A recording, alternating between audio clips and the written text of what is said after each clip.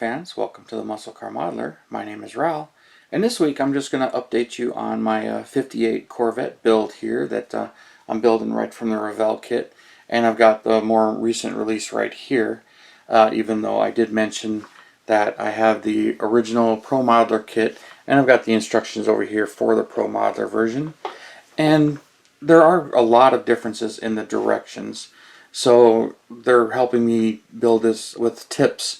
The Pro Modeler, the instructions has a lot of tips for how to paint and shade and detail some things, and a lot of extra things. But one thing I found difficult is it's really weird about telling you where to put decals. Like, it'll have a little decal symbol here, but nothing really highlighting that that's what they're talking about, and it just mentions just put the decal on. Apply decal 13 to the injector body as shown. So it's like, okay. So when it comes to the decals, the instructions are a little bit vague on that, and I find that all over this. But the rest of it, they're telling you how to paint it, gloss black or satin black or the lynx silver, as far as detail painting. So it's very beneficial and helpful there. But the more recent instructions are a lot better when it comes to telling you what decals go where. I mean, they'll put the asterisk here and it'll tell you number 20 goes there, and they'll show it right here. Number 15 goes right in the corner, points it out, just kind of makes it a little bit easier. And these are easier to read, but they don't have quite as many tips.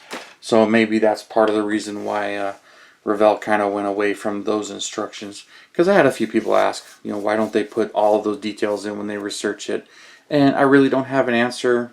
Don't really have any contacts with Revell. I'm enjoying it, and it's going together really well. This one is being built box stock, I mean right out of the box. Other than I did mention I'm using the extra hardtop from the 59 kit, as I didn't use it when I built this 59, but this 59 I used the 58's soft top kit, which I mentioned earlier. But I have my 59 kit out, and a couple of differences. I mentioned that I'd featured this before, but I didn't. Don't know where the confusion was. I was thinking I'd already featured this, and I did the soft top. But it's got a really nice motor, but I did the dual quad on this one, and you black out under the hood. And I'm just using this for reference, for paint reference, and just looking over the details. And finished, I put the foil on here because I forgot to do that.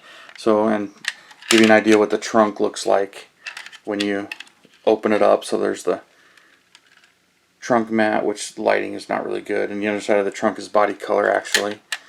But and then the interior, just using it for reference so I can see what I'm doing and how I'm doing it. But you know, doing all the research and the details and brushing up on the details that I had done before. Kind of fun getting this hood to fit. It's kind of finicky, but it fits. But test fitting a lot of stuff to make sure it all fits well.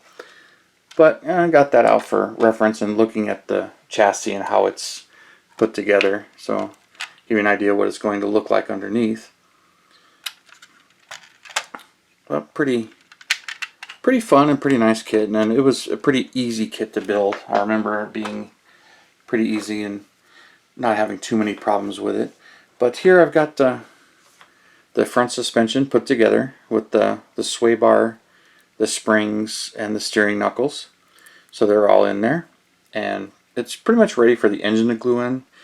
The exhaust, you got to pay real close attention to these because they can go in either way. And then the pipes, and they even fit. But the tip in here is this lays down like this into the chassis, and then you see how they kind of cross and zigzag and go between the frame and the body. There's actually marks right there where you glue it, and that kind of helps you guide it. It doesn't really explain that in the directions. I have a set where I actually glued them on backwards, where they actually go this way and go over the frame and go the same way, and it looks like it fits either way, but the instructions are not super clear on which way they go. So if you're building this kit, watch for that. And you know, if you're test fitting and you notice these notches right here, it just drops right in, and you can glue them in place. And then of course the X-brace goes right on top of it, which is just like the real car, so you'll end up gluing that in place. but I'm not quite there yet because you got to glue the motor in first. But I got that painted, got this ready, and on these cars all of this stuff was blacked out. So I like to put steel on my springs and on some of the steering components and everything, but this one I blacked it all out, just pretty much doing it exactly what I did on that one, even though I did paint the shocks silver because they're mentioned to be that color in the directions. I started getting some of the decals on. So there's the radiator assembly with the fan shroud and the neck, and I got the decal on there. And engine is pretty much ready to go. So I'll show you this. And love this motor. It builds up really nice. You got a nice starter, fuel pump here, the exhaust manifolds, which are very cool and very accurate. I used to call these the ram horn ones. But there's a nice decal on the side of the valve cover that's hard to see once it's assembled, but that's the 290 horsepower decal that goes right there on the cast aluminum valve cover. And these decals are all provided in a kit. These are the two that go on the generator. And then there's the aforementioned one right on the fuel injection right there. And then there's another one that goes on the oil filter housing on this one because it's a canister type oil filter. And it says to paint that aluminum. I've seen them painted engine color, I've seen them painted black. But it says to paint it the aluminum or steel. Directions kind of say aluminum, so I painted it that way. And then there's the distributor and the coil, which will be covered by this piece of chrome right here. So that will cover it, but I haven't got this glued on yet. But I got all the decals on it, and she's looking really good. And I was humoring myself and researching Corvette things, because some things dawned on me. Is there ever a bow tie on the Corvettes? And I just like researching some of those questions. And it's kind of a trick question. While they didn't prominently put bow tie or Chevrolet on the Corvettes, on these early ones, the emblems say Chevrolet Corvette on the front and back and on the steering wheel. But and they did that on the first few years. And then after that, like 63 with the Stingray ones, C2s, Chevrolet started to disappear, even though it was on the horn cap. It said Chevrolet Corvette. The outside of the body really didn't say Chevrolet. I think one of the trunk emblems said Corvette by Chevrolet, and some of them just said Corvette. And they didn't have the bow tie on them. Although 67 hubcaps, when they went to the rally wheels, had the bow tie on them, and Chevrolet Motor Division. So it's kind of interesting that they kind of went through great lengths to not put the bow tie on them. But there's some rumors and stuff I was reading about that they were thinking about taking and making Corvette a separate brand, since it was higher in the price line and pretty exotic car, and Chevrolet was supposed to be the base model. But that's on that.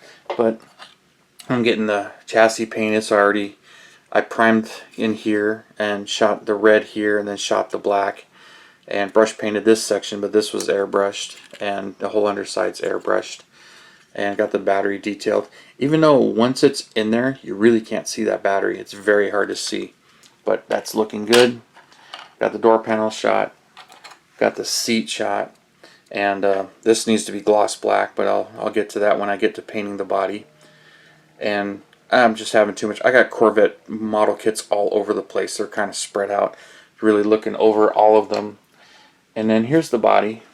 Pretty happy with this. This is the second layer of my semi-gloss black primer. So trunk is pretty well fitted. I got a little bit of sanding to do.